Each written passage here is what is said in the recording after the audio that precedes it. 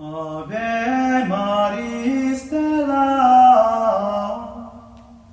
Hello and welcome back to Vatican II in a Year. This is your host, Father Matthew Schneider, a priest of the Legionaries of Christ and a theology professor. This is a podcast on the StarQuest Production Network at sqpn.com.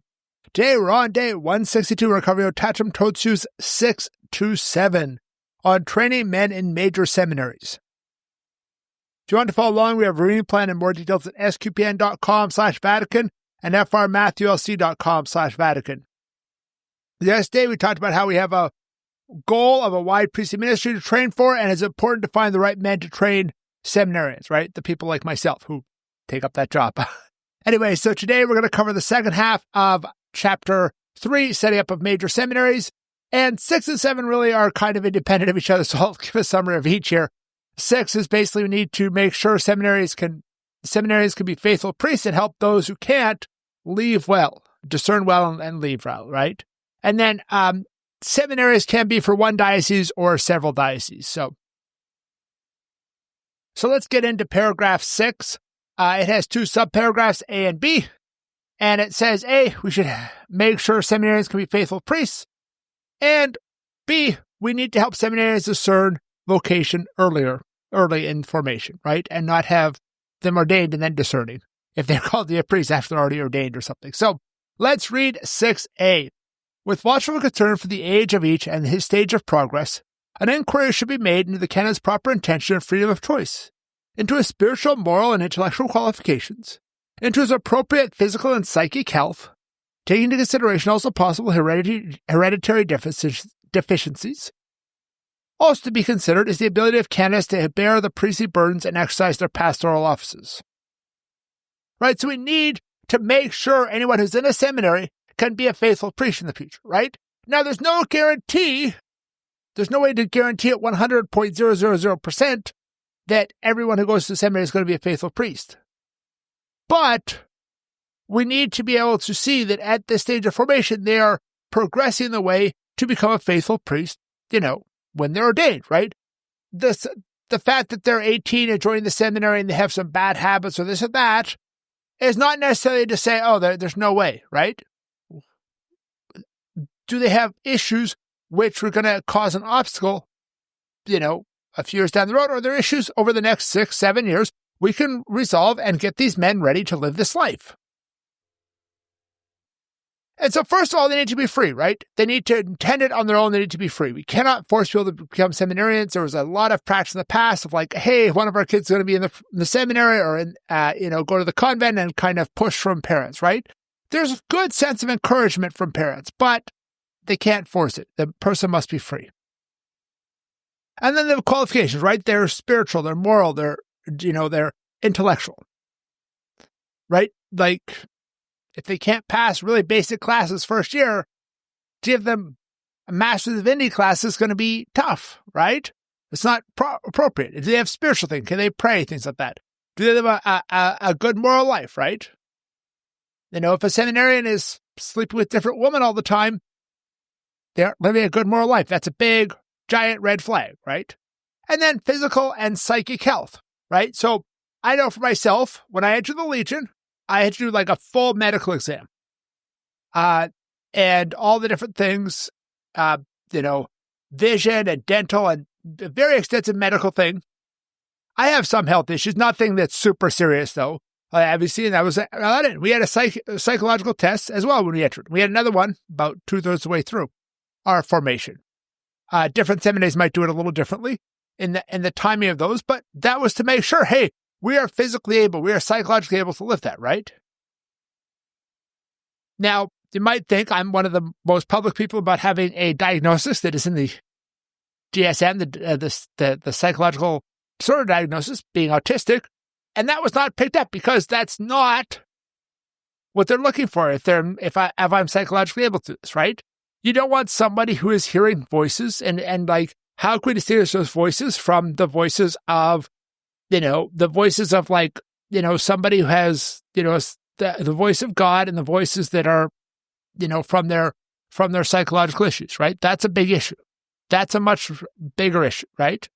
Things like schizophrenia, what do they call it? It's DID. I forget what it is. But it's people who have split personalities, things like that. It's usually an obstacle, right? And that's the type of thing because it's hard to live this lifestyle like that. So let's move on to paragraph 6b. We need to help seminarians discern the vocation early, right? So let's read it. In the entire process of selecting and testing students, however, a due firmness is to be adopted. Even if deplorable lack of priests should exist, since God will not allow his church to want for ministers.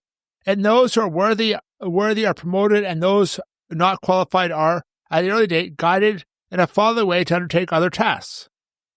The latter should also be given sufficient direction so that, conscious of their vocation as Christians, they may eagerly embrace the lay apostolate. So here is the importance of a firm selection, right? It's also a matter of discernment, right? Because discernment is both sides. The seminarians discerning and the seminary and the diocese discerning the sky can limit, right?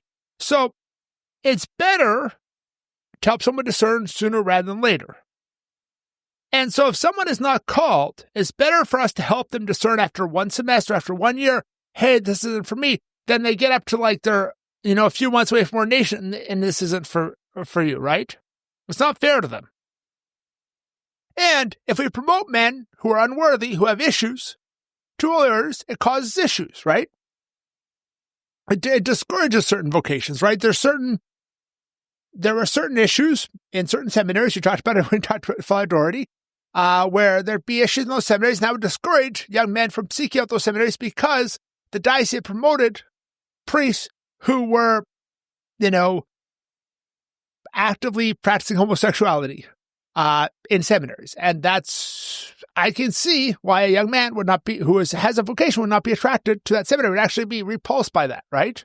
And that's an issue, right? How do we do that?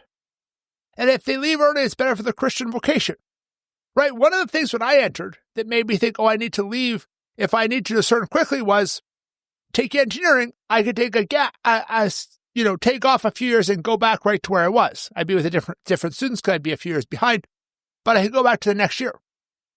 If I took off more than that, I had to go back and redo those 2 years, and that puts me back to starting my career much later. Whereas if I discern after a year, hey, this isn't for me, go back, I graduate 1 year later, it's still fine. Still graduate, do all that, have plenty of time to do that career, right?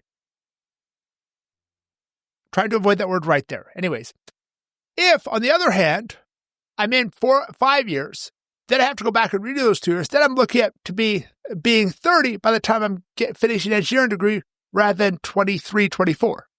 And that's a big difference for starting a career, starting a family, finding a wife, things like that, right? At least that's for me. That was how I thought about it. And I said, I want to discern in my first few years and decide, is this the life for me?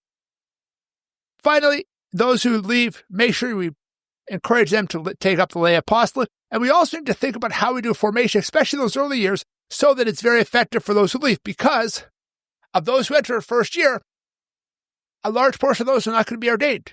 And it's not a bad thing. It's a good thing that they have that opportunity for discernment, that they discern out after a summer, after a year.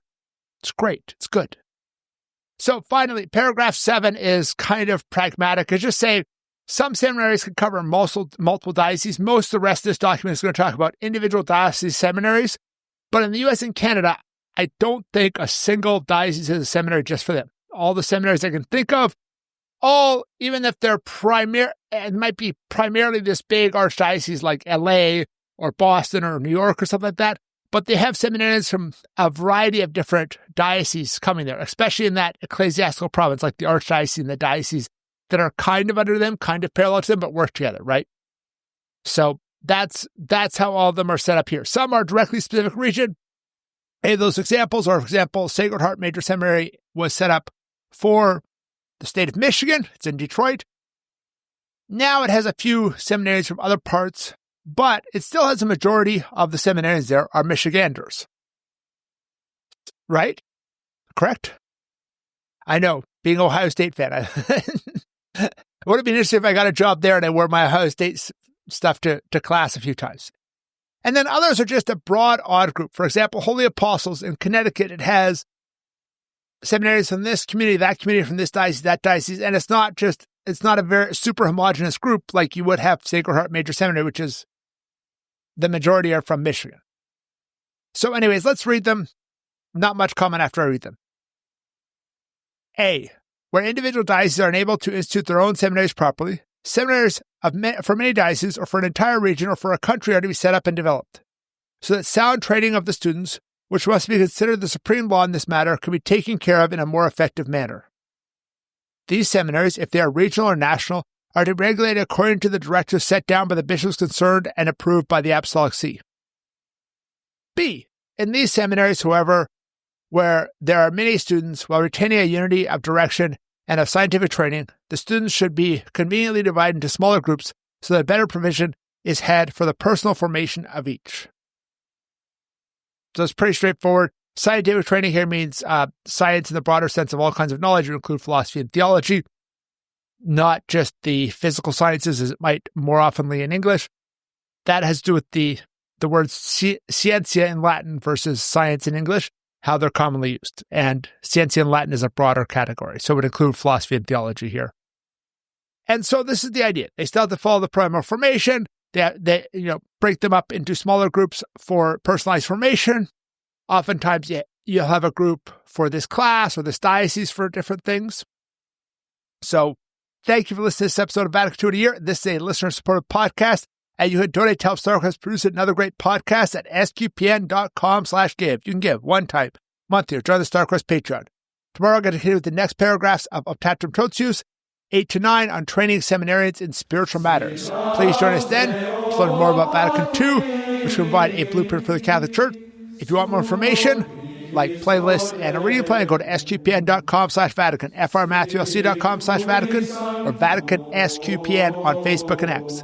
There's also an SQPN Discord with a channel for Vatican II in a Year at sqpn.com/Discord. Amen.